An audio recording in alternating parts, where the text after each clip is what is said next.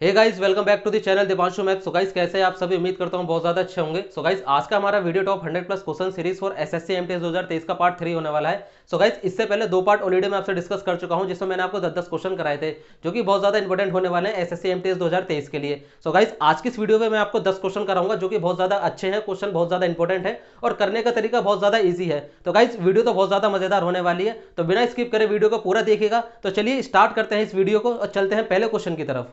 तो आइए चलते हैं पहले क्वेश्चन की तरफ। मैं क्वेश्चन पढ़ता हूं, आपकी स्क्रीन पर आ जाएगा।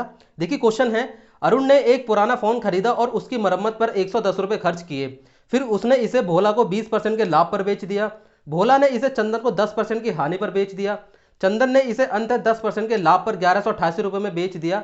अरुण ने फोन कितने में खरीदा? देखो यार, क्वेश्चन को एक से दो बार जरूर पढ़ें, आपको समझ में आ जाएगा कैसे करना है, क्या करना है। क्वेश्चन पढ़ के लग रहा होगा कि भाई क्या है क्वेश्चन, मतलब अजीब सी है इसकी लैंग्वेज, बट ऐसा नहीं है। मैं इसको भाई करने का जो तरीका है बहुत ही सिंपल है और मैं सिंपल बना दूंगा।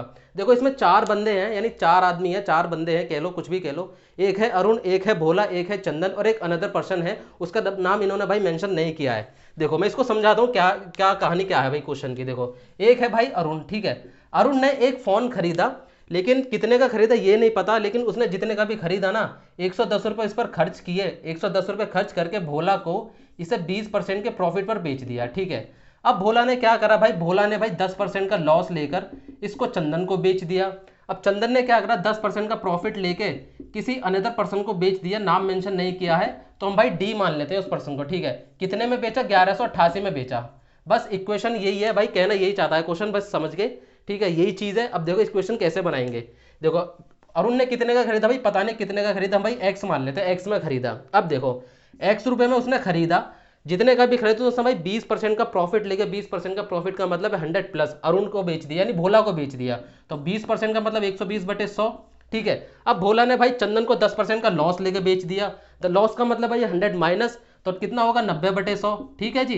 अब भाई चंदन ने भाई किसी अनदर पर्सन को 10% का प्रॉफिट लेकर, 10% का प्रॉफिट का मतलब है 100 प्लस 110 रुपए में उसने इसको बेच दिया, ठीक है। बराबर कितने में बेचा? 1188 में बेच दिया। बस इक्वेशन बन गई, काटापीटी करनी है और अपना आंसर आ जाएगा। देखो कैसे करेंगे, इक्वेशन बन गई, इसको सॉल्यूशन कैसे करेंगे। देखो 0 से 0 ये खत्म, एक 0 से 0 ये खत्म, एक 0 से ये खत्म, ठीक है। काट लो। अब देखो क्या कटेगा, 11 से 1188 बार, देखो कैसे कटेगा, 11 एकम 11 और ना जाने की 0, 11 अट्ठे 88, ठीक है। अब ये देखो 12 108 है, तो ये 12 से कट जाएगा, 12 निम्मा 108, इधर 9 है भाई, 9 से 9 ये खत्म। तो इधर जो बचा अपने पास x बराबर ये बचा 10 गुणा 10 गुणा, यानी क्रॉस मल्टीप्लाई हो रही है, तो ये इस तरह से होगा 10 गुणा 10 गुणा 10, यानी क्या आ गया भाई 1000 आ गया, ठीक है।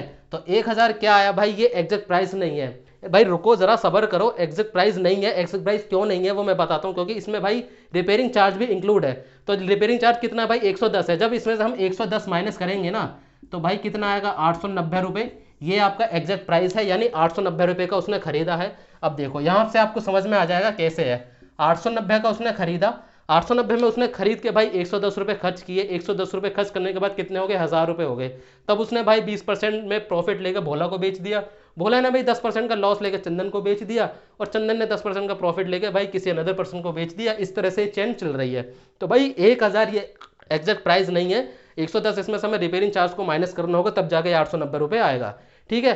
तो सिंपल क्वेश्चन था, आसान क्वेश्चन था। चलिए चलते हैं अगले क्वेश्चन की तरफ। मैं क्वेश्चन पढ़ता हूं, सेकंड क्वेश्चन है आपका, यदि a बराबर 1300 और b बराबर 1450 है, तो b a से लगभग कितना प्रतिशत अधिक है? अरे यार ये भी कोई क्वेश्चन है?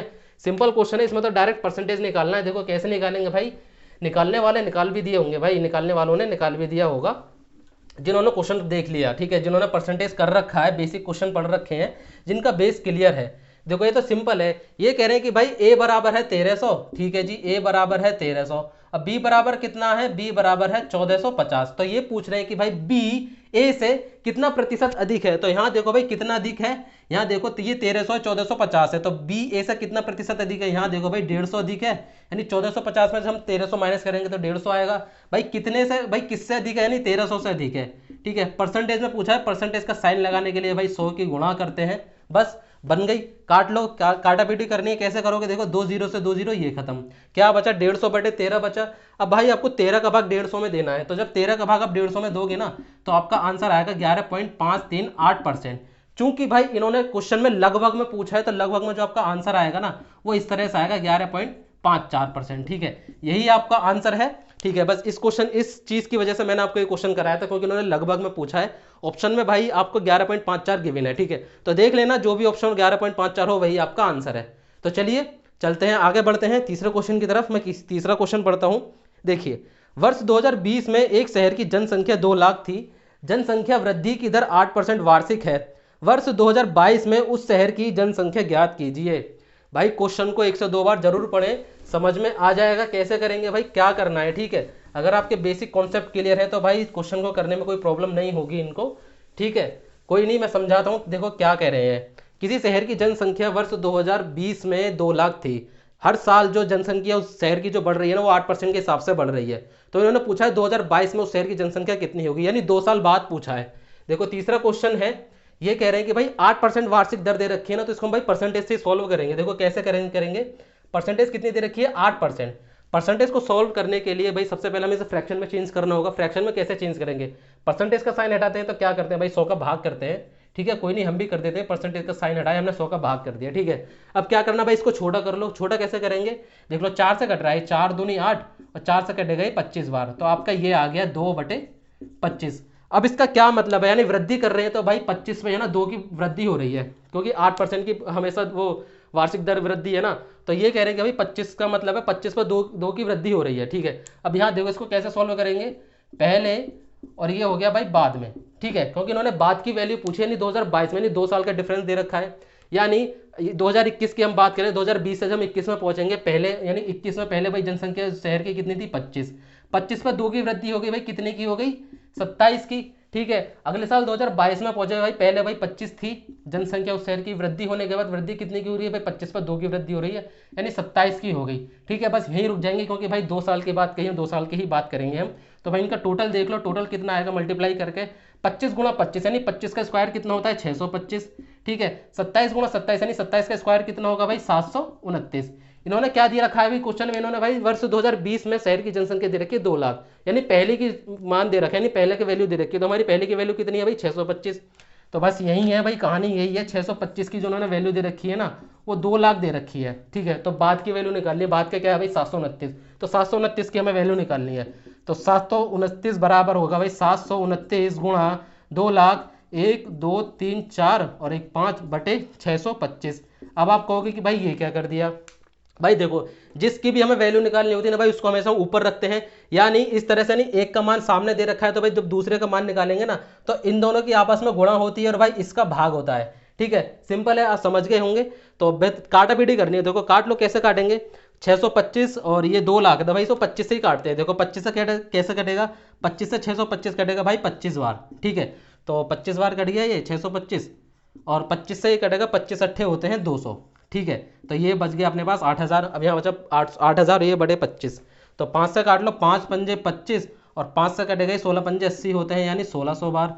अब 729 को देख लें, नहीं 5 से पहले 1600 ही कट जाएगा। देखो 32 पंजे होते हैं 160, यानी 32 पंजे होते हैं 160, तो ये आ गया आपका भाई 729 गुणा 320। जब आप 729 की गुणा 320 में करेंगे ना, तो आपका आंसर आएगा भाई 2,33,280। ठीक है, यानी 2 साल में भाई 8% की वार्षिक वृद्धि की दर से उसकी भाई 33,280 उस शहर की जनसंख्या बढ़ गई है। तो टोटल भाई आपका जो आंसर होगा ना 2,23,280 है। ऑप्शन में जो भी आपका आंसर हो ना 2,23,280 वही आपका आंसर है। तो सिंपल क्वेश्चन था, कुछ नहीं है भाई, समझ में आ गया होगा उम्मीद करता हूं। ठीक है, तो चलिए आगे बढ़ते हैं, चलते हैं अगले क्वेश्चन का। क्वेश्चन, एक व्यक्ति ने 580 रुपए में एक कुर्सी खरीदी, उसे कुर्सी किस मूल्य पर बेचनी चाहिए जिससे उसे भाई 25% का लाभ हो। भाई यहाँ क्वेश्चन को 102 बार जरूर पढ़े, समझने की भाई कि कैसे करना है। देखो इन्होंने क्या पूछा है कि भाई एक व्यक्ति भाई एक कुर्सी को 580 रुपए में खरीद के लाया, खरीद के लाया का मतलब है भाई क्रय मूल्य, तो भाई वो 25% का प्रॉफिट कमाना चाह रहा है, तो भाई कितने में बेचेगा, बेचने का क्या मतलब भाई एसपी पूछ रहा है। ठीक है, क्वेश्चन में जो भाई पूछा गया है वो एसपी पूछा है, यानी सेलिंग प्राइस पूछा है, विक्रय मूल्य। यहाँ देखो भाई जो व्यक्ति है ना वो कुर्सी कितने में खरीद के लेके आया, भाई उसका सीपी दे रखा है 580, तो यहाँ देखो भाई, हम अपना सीपी मान लें, अगर मैं मानूँ भाई 100 सीपी है, यानी 100 रुपये क्रय मूल्य है, तो भाई क्रय मूल्य की वैल्यू दे रखी है 580, ये लेके आया भाई 580 की। ठीक है, तो भाई 25% का प्रॉफिट कमाना चाह रहा है। 25% का प्रॉफिट का मतलब यानी 100 का मतलब है यानी 125। तो बस 125 की वैल्यू कितनी, तो यहाँ देखो जब 100 की वैल्यू दे रखी है 580, तो भाई 125 की कितनी, तो 125 की कैसे निकालेंगे, यानी इन दोनों की गुणा और इसका भाग, तो 125 गुणा 580 बटे 100। ठीक है, अब काट लो भाई, 0 से 0 तो ये खत्म हो गई। अब देख लो, काट लो भाई, ये कैसे कटेगा, 5 से काट लो, 5 दूनी 10 और ये कटेगा 5 से 25 बार। ठीक है, 258 कटेगा ये 29 बार। तो जब आप 25 गुणा 29 करोगे, 25 गुणा 29 करोगे तो ये आ जाएगा भाई आपका 725। ठीक है, 725 यानी 580 की खरीद कर लेकर आया, वो 25% का अगर प्रॉफिट कमाना चाहेगा तो भाई 725 की वो बेचेगा। ठीक है, चलिए चौथा क्वेश्चन हो गया, सिंपल क्वेश्चन था। चलिए चलते हैं पांचवें क्वेश्चन की तरफ। पांचवा क्वेश्चन भाई मैं आपको बोर्ड पे लिखूंगा, क्योंकि ये पढ़ने वाला क्वेश्चन इतना है नहीं। ठीक है, तो बोर्ड पे ये आसानी से आपको समझ में आ जाएगा भाई कैसे करना है, क्या करना है। ठीक है, क्या पूछा है क्वेश्चन में, देखो क्वेश्चन है, पांचवा क्वेश्चन है, मैं क्वेश्चन एक बार देख लेता हूँ। क्वेश्चन है आपका 540 का 42% का 11/14 का 5/9 बराबर क्वेश्चन मार्क का स्क्वायर माइनस 45। ठीक है, इन्होंने कहा है, देखो पांचवा क्वेश्चन है, 540 का 42% का 11 बटे कितना है, 11/14, 14 का 5/9 बराबर क्वेश्चन मार्क का स्क्वायर माइनस 45। यानी इन्होंने यहाँ पूछा है कि भाई इसकी जगह भाई क्या था। देखो कैसे निकालेंगे, सबसे पहले भाई इसको देखो भाई, यहाँ दे रखा है का मतलब, अगर आपने सिंप्लीफिकेशन में बोर्ड मास पढ़ा होगा तो बोर्ड मास में भाई जो का मतलब होता है ना, का मतलब होता है भाई गुणा, का मतलब से होता है भाई यहाँ पे गुणा। तो यहाँ देखो, यहाँ जो का मतलब यहाँ गुणा है, तो यहाँ देखो कैसे सॉल्व करेंगे, यानी 540 का, तो 540 का भाई का मतलब है भाई गुणा। ठीक है, कोई नहीं, 42। ठीक है, अब 42% का जब आप साइन हटाएंगे तो भाई क्या करेंगे, 100 का भाग करेंगे। ठीक है जी, अब भाई का मतलब गुणा 11/14, 11/14 का मतलब भाई यह गुणा, तो 5/9 बराबर, अगर मैं क्वेश्चन मार्क की जगह यहाँ x मान लूँ, x स्क्वायर माइनस 45, क्योंकि भाई अब x की वैल्यू फाइंड नहीं करनी है, तो भाई करना ईजी हो जाएगा थोड़ा। बस इक्वेशन बन गई, भाई सॉल्व करना है, काटापेटी करनी है। देखो कैसे करेंगे, देखो 0 से 0 ये खत्म। अब यहाँ देखो, 14 से कट जाएगा 3 बार, क्योंकि 14 3 42 होते हैं। 5 से काट लो, 5 दूनी 10, और 2 से काट लो, इस कटेगा 27 बार, क्योंकि 27 दूनी 54 होते हैं।